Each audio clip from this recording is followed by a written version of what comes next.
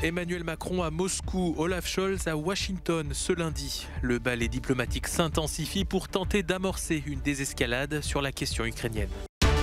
Les manifestations anti-restrictions continuent de mobiliser en Europe, mais aussi de l'autre côté de l'Atlantique où les camionneurs canadiens poursuivent leur mouvement.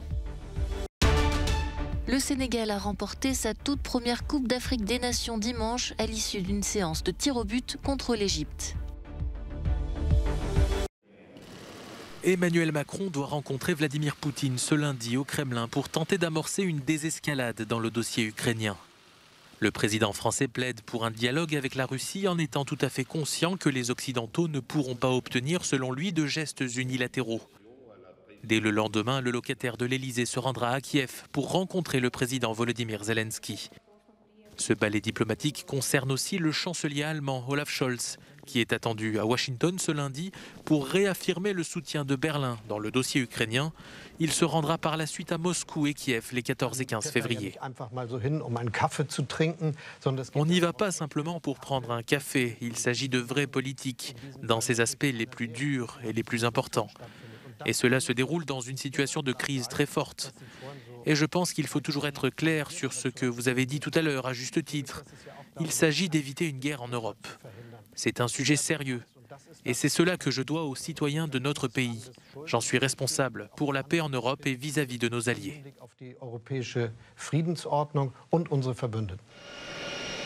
Avant son déplacement à Washington, Olaf Scholz a assuré que l'Allemagne était prête à envoyer des troupes supplémentaires dans les pays baltes.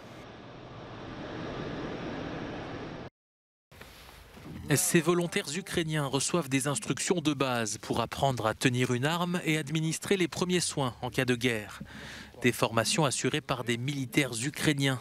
Ici, tous souhaitent pouvoir se défendre en cas d'invasion russe, alors que les tensions restent élevées entre les deux pays. Si la Russie a amassé environ 100 000 hommes aux frontières ukrainiennes, les pays de l'OTAN mobilisent eux aussi des troupes dans des pays voisins.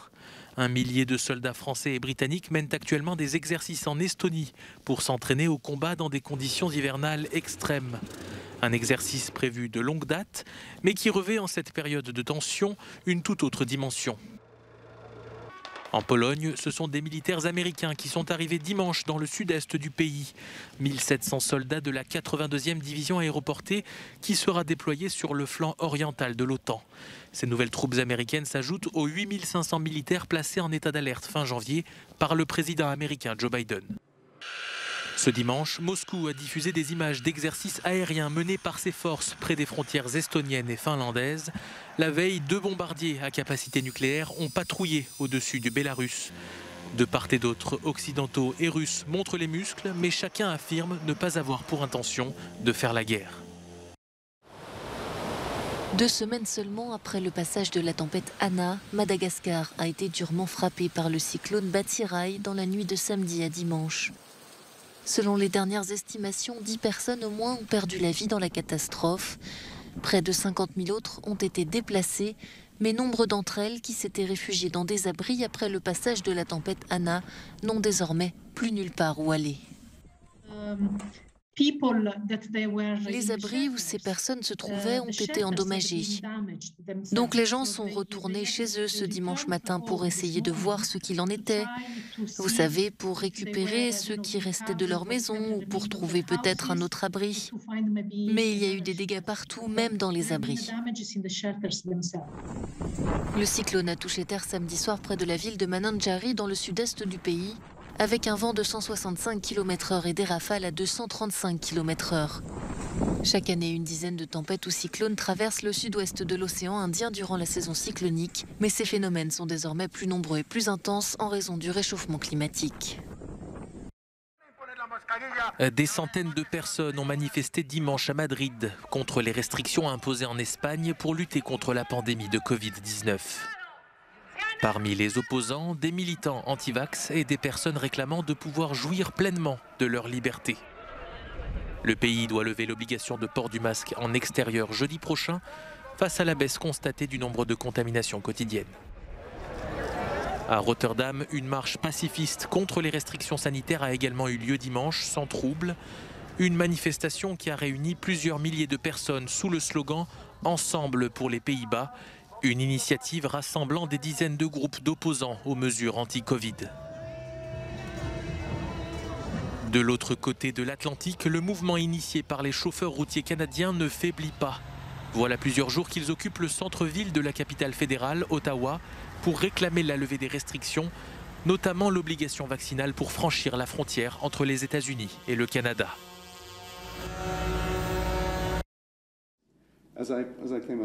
La reine Elisabeth II est devenue ce dimanche la première monarque britannique à atteindre les 70 ans de règne. Âgée aujourd'hui de 95 ans, la souveraine, filmée ici en compagnie de son secrétaire privé, a déclaré souhaiter que Camilla, l'épouse de son fils le prince Charles, puisse prendre le titre de reine consort lorsqu'il deviendra roi. Cette annonce a surpris, mais elle semble avoir été accueillie favorablement par ces Britanniques interrogés dans les rues de Londres. Nous avons peut-être besoin d'un peu de changement maintenant. Nous devons commencer à aller de l'avant avec la famille royale. Je pense qu'un changement est peut-être, espérons-le, une bonne chose pour nous. La reine va se retirer à un moment donné et cette année peut être le bon moment pour le faire, un moment approprié. Je suis ravi, je pense qu'il était grand temps qu'elle prenne cette décision. Je suis ravi qu'elle l'ait fait. Et nous devons avancer avec notre temps. Nous devons faire ce qui est juste. Et si quelqu'un sait quelle est la bonne chose à faire, c'est bien elle.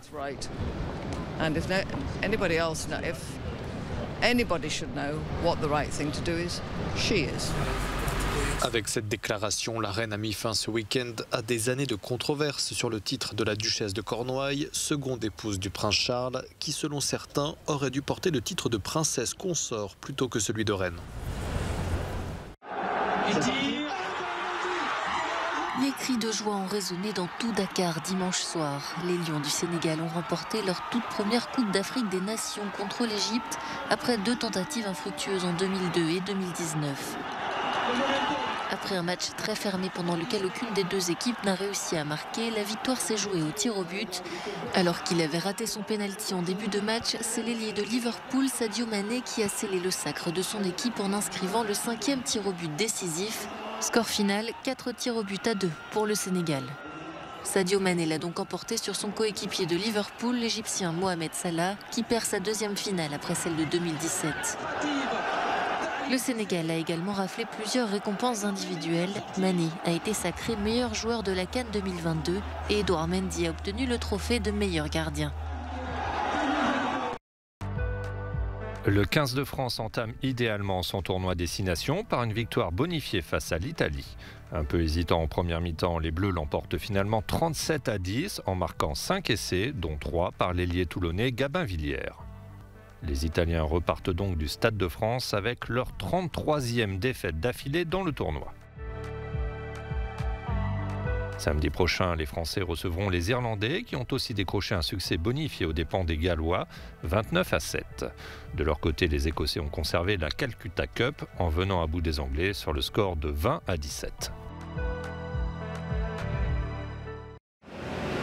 Ces plants de cannabis ne sont pas un mirage dans le désert du Negev, mais l'incarnation bien concrète d'une filière en plein développement.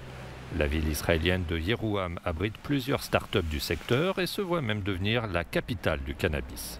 Attention, on ne parle pas là de la drogue à usage récréatif, mais d'un produit qui pourrait servir dans de multiples domaines. Nous développons ces technologies de plusieurs façons.